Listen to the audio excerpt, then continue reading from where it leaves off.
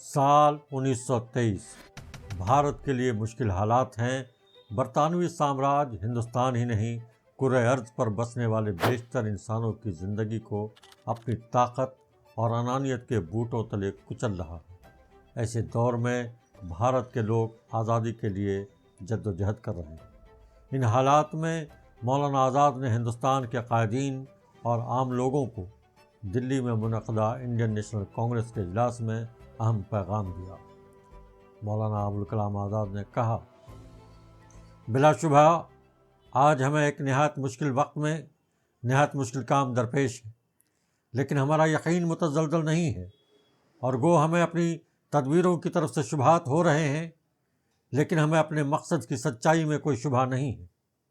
ہماری عاجزانہ کوششیں حق اور انصاف کے لیے ہیں۔ ہمیں یقین ہے کہ یہ خدا کی زمین میں اس کا سب سے زیادہ پسندیدہ کام ہے، اور اس کی مرضی میں یہی ہے کہ ایسا ہو۔